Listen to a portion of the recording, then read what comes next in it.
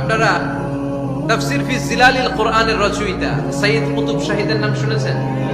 মিশরে কায়রোতে তাকে ফাঁসির কাস্টে ঝুলানো হয়েছে। উনি ইসলামী আন্দোলনের দাওয়াত যখন শুরু করলেন, ইসলামের সঠিক ব্যাখ্যা যখন দিতে আরম্ভ করলেন, সামাজিক জাহালাতকে দুমড়ে মুচড়ে পদদলিত করে তিনি কোরআনের বাণী যখন মিশরের যুবক শ্রেণীদের হৃদয়ে গেড়ে দিতে চাইলেন, প্রথিত করতে চাইলেন, এই অ্যাক্টিভিটিজের অংশ হিসেবে তিনি কোরআনের তাফসীর লেখার কাজে হাত দিলেন আর লিখে ফেললেন জগৎ বিখ্যাত তাফসীর ফি জিলালিল কোরআন। যেই তাফসীর পড়ে পড়ে অনেক ছেলে পথের দিশা পেয়েছে, ঠিক কি না?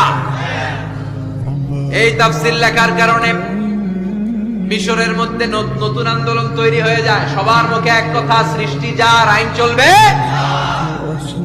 আল্লাহর আইন ছাড়া অন্য কোন আইন দিয়ে মিশরের বুকে কোনো বিচার আমরা হতে দেব না। মিশরের তাগড়া যুবকগুলো কায়রোর রাস্তায় নেমে এলো, ঘোষণা দিল সৃষ্টি যার, আইন চলবে তার। চোরের হাত কেটে দাও, ধর্ষকদের শাস্তি দাও জনসম্মুখে, ঠিক কিনা? দুর্নীতিবাজদেরকে আইনের আওতায় আনো। দেশের শত্রু, দশের শত্রু, স্বাধীনতার শত্রু সবগুলোর বিচারের আওতায় আনো কোরআনের আলোকে, ঠিক কিনা? সংগ্রাম, বিক্ষোভে ফেটে পড়লো পুরো মিশর। এই বিক্ষোভে টালমাটাল সরকার, জামাল আব্দুল নাসির কোন উপায় অন্তর না পেয়ে এই তাফসীরকারক, এই মুফাসসিরে কোরআনকে জেলের ভিতরে পড়ছে।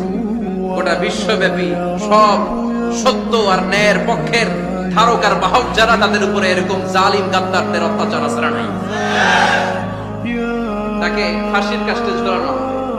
আদালত থেকে রায় দেয়া হয়েছে মিশরের যুবকদেরকে এরকম আন্দোলনে ঠেলে দেওয়ার কারণে ডেথ পেনাল্টি, ফাঁসির রায় হলো। সাইয়্যিদ কুতুব শাহীদের ফাঁসির দিন ঘনিয়ে আসে। কারা কর্তৃপক্ষের নিয়ম অনুযায়ী যাদেরকে হ্যাঙ্গিং করা হয়, ফাঁসি দেয়া হয়, ফাঁসির ঘন্টা খানিক আগে ওই জেলখানার ইমাম সাহেব এসে তাদেরকে কালিমা পড়ায়। কি পড়ায়?